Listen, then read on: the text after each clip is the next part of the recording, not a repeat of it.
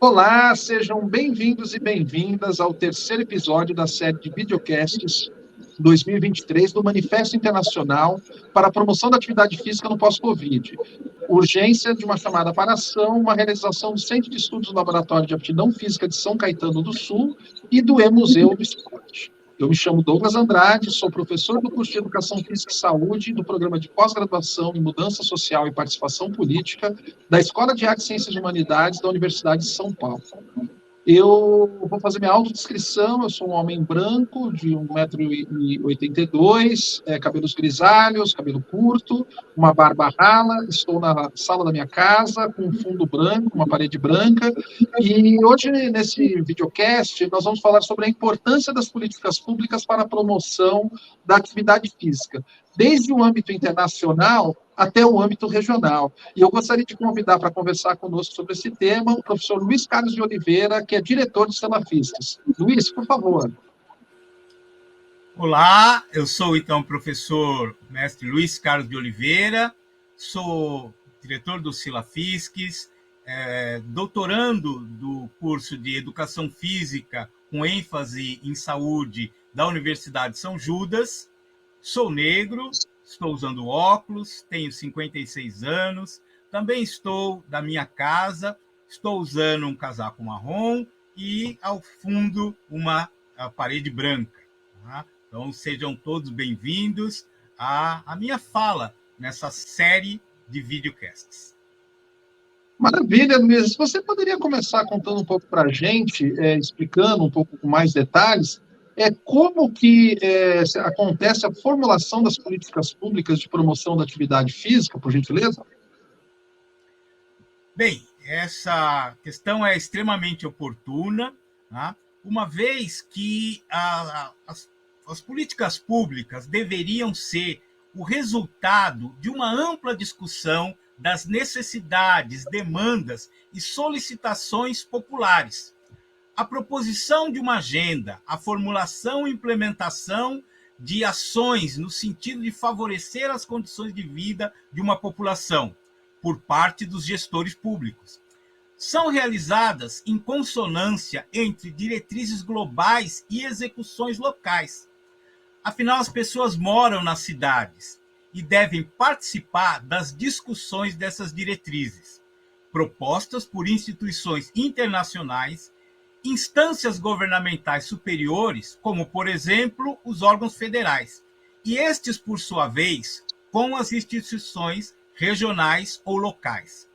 Desta forma, políticas públicas que tenham por objetivo promover a atividade física e potencializar o alcance de melhores condições de saúde, bem-estar e de qualidade de vida, devem levar em consideração estas diretrizes globais, porém, sem deixar de lado, no entanto, as características de cada território.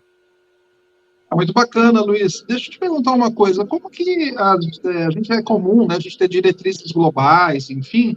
Então, como que essas diretrizes globais elas podem ser a base para uma formulação de políticas públicas? Você pode comentar um pouco sobre isso? Especificamente no âmbito da saúde, nos últimos 3 anos foram tempos especialmente difíceis. Já vínhamos enfrentando algumas pandemias, porém com menores índices de mortalidade, portanto, com menor impacto e repercussão social. Já convivíamos com uma pandemia de obesidade, uma crise ambiental, inúmeros conflitos políticos e sociais, como fome, conflitos, guerras, né? Todo esse caos global certamente repercutiu nas condições de saúde das populações ao redor do mundo. Os órgãos internacionais, como a Organização das Nações Unidas, a ONU, e a Organização Mundial da Saúde, OMS, entre outros, desenvolveram ações globais, intersetoriais, colaborativas e sinérgicas na tentativa de minimizar os prejuízos decorrentes de todas as crises endêmicas. Um exemplo disso são os 17 Objetivos de Desenvolvimento Sustentável, as famosas ODS. Foram estabelecidas pela ONU em 2015 e compõem uma agenda mundial para a construção e implementação de políticas públicas que visam contribuir com um cenário melhor para a humanidade até 2030. Assim também foi o Plano de Ação Global sobre Atividade Física do OMS. Também se conecta à Agenda 2030.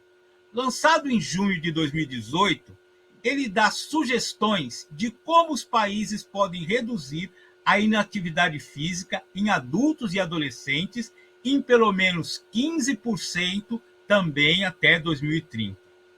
Não é mera coincidência que ambos os planos estabeleçam metas a serem alcançadas em 2030.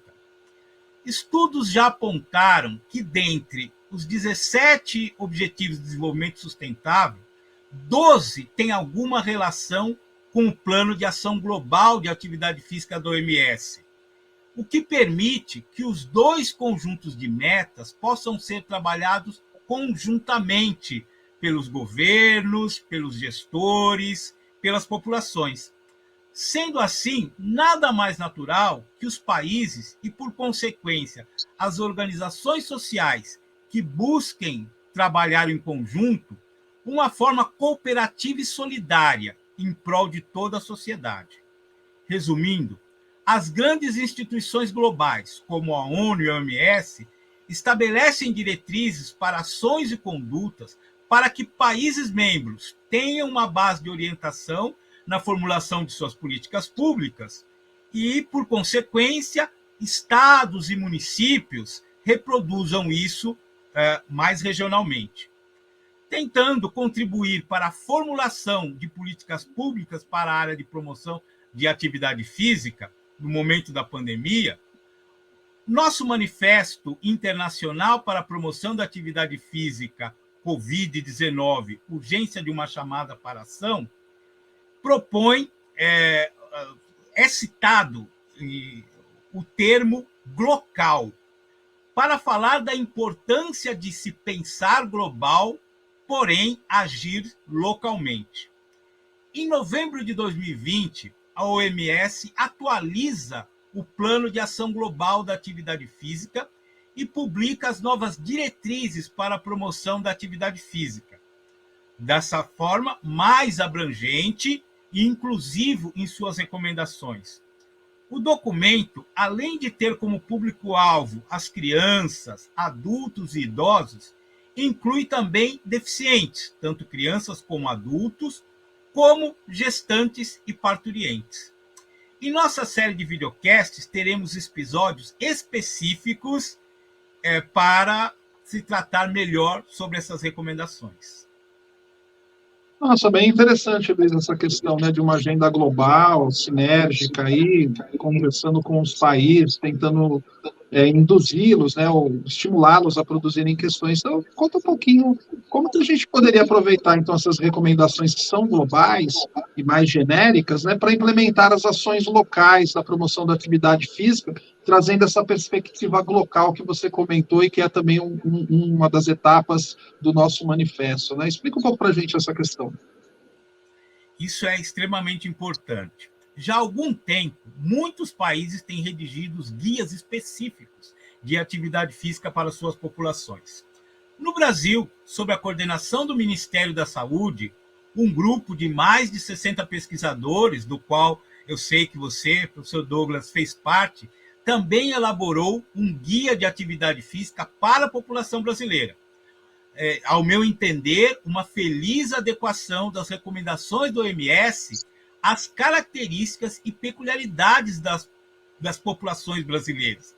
Eu digo populações, pois sabemos que em um país continental como o Brasil, temos diferenças culturais, ambientais, físicas, além ainda das desigualdades sociais, a considerar todo o nosso território nacional.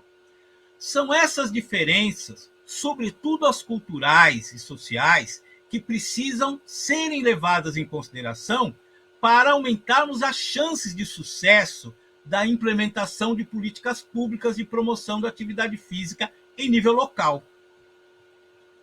Interessante, ficou bem clara essa dimensão, né, global e a gente tentando chegar ao local para uma intervenção. Mas você consegue me dar um exemplo assim, brasileiro de uma política pública local que tenha sido implementada aqui no nosso país? Bom, por sorte, nós temos inúmeros exemplos espalhados por diferentes regiões do Brasil. Mas aqui eu vou falar daquele que eu tenho profundo conhecimento, né, que é o programa Agita São Paulo, um exemplo de implementação de política pública a partir da Secretaria de Estado de São Paulo, um dos pioneiros em promoção de atividade física no Brasil. Criado pelo Selafisques em 1996, implantado no estado de São Paulo pela Secretaria de Estado da Saúde em fevereiro de 1997, o programa buscou fazer uma ampla convocação dos diferentes setores da sociedade civil organizada, tanto no âmbito público como no âmbito privado, considerando as instituições ainda do terceiro setor. A partir de uma diretriz básica, acumule pelo menos 30 minutos de atividade física todos os dias, ou pelo menos 5 dias por semana. Esta recomendação serviu de base para a elaboração de diferentes intervenções de promoção de atividade física nas instituições que constituíram o colegiado de parceiros do programa Agita São Paulo, que somam hoje mais de 650 instituições, dos quais muitos são cidades, não só no estado de São Paulo, como também em diferentes regiões do Brasil e ouso afirmar até no exterior. Interessante, obviamente que com todo esse tempo, né, do programa Agita São Paulo, muitas adversidades, né, muitas conquistas também devem ter ocorrido, mas imagino que nenhuma tenha se comparado à pandemia da Covid-19. Você pode contar um pouco como que essa pandemia da Covid-19 impactou o programa Agita São Paulo?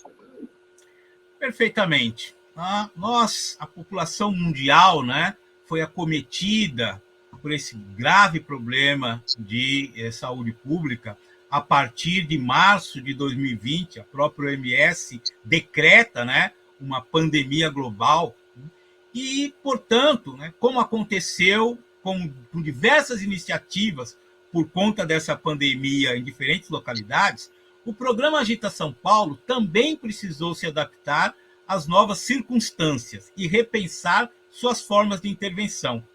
Se valendo, então, dos meios de comunicação digitais para continuar a realizar a sua missão, tínhamos o objetivo de levar o conhecimento sobre a relação atividade física e saúde, considerando, no entanto, as circunstâncias sanitárias em que as populações estavam submetidas, mas ainda assim sugerimos que as pessoas se mantivessem de alguma forma engajadas com algum tipo de atividade física que pudesse ser feito dentro da própria residência ou ao ar livre, sem muita aglomeração, né?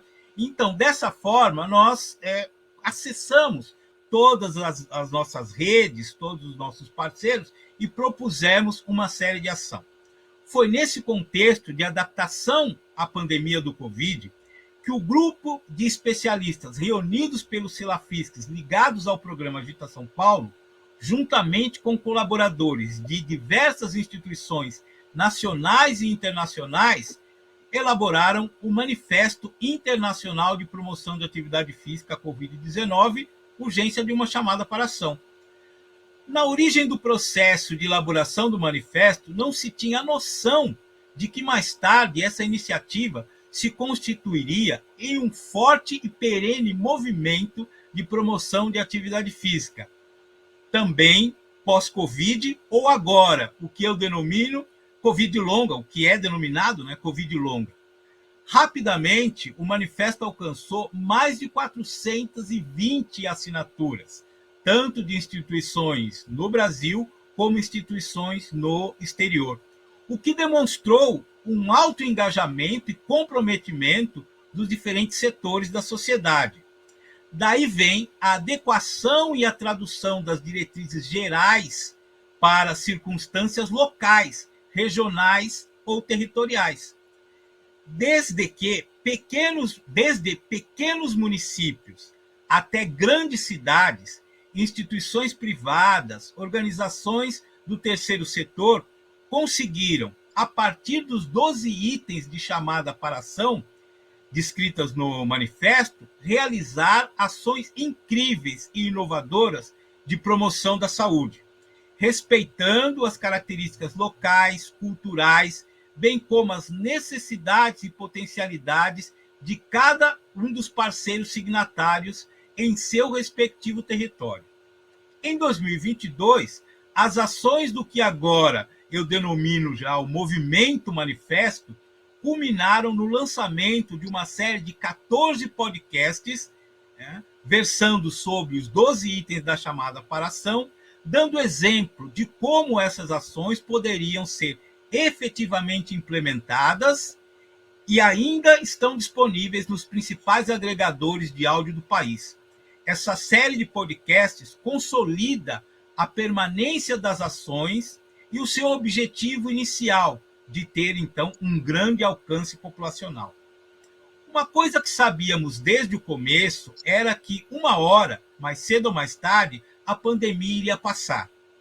Mas a necessidade da manutenção do enfrentamento ao comportamento sedentário, de grande prevalência nas populações, teria que ser mantido, exigindo um maior aprofundamento acadêmico, tanto quantitativo quanto qualitativo, uma maior inovação e reação de toda a sociedade. Desta forma, portanto, como este novo formato de videocast, pretendemos seguir alcançando, chamando a atenção da sociedade, bem como dos gestores, públicos ou privados, para junto buscarmos a realização, o monitoramento e avaliação de ações interprofissionais, intersetoriais, olhando para as populações, respeitando suas peculiaridades, características e necessidades em seus respectivos territórios, de forma a estabelecer um diálogo com equidade para juntos contribuirmos e construirmos um plano de ações efetivas que resultem de fato na melhora de condições de saúde, bem-estar e qualidade de vida de todas as pessoas. Poxa, muito bacana, Luiz. Eu quero, então, agradecer ao professor Luiz Carlos de Oliveira, que é diretor do CELAFISC, que é o Centro de Estudos do Laboratório de Aptidão Física de São Caetano do Sul, instituição produtora também desse videocast, assim como agradecer o E-Museu, que também é parceiro na produção desse material. Eu sou o Douglas Andrade e, com isso, eu gostaria de encerrar, então, esse terceiro episódio do videocast, que é uma produção do Manifesto Internacional para a Promoção da Atividade Física na pós-Covid, uma urgência de uma chamada para ação. Eu gostaria que vocês soubessem mais sobre esse projeto e podem ser acessados aí pelo site, né, pelas redes sociais, e pedir também que você dissemine as suas informações, tanto na sua rede pessoal quanto na sua rede profissional. Então, deixamos aqui um até breve. Até o próximo episódio, fiquem bem e até a próxima.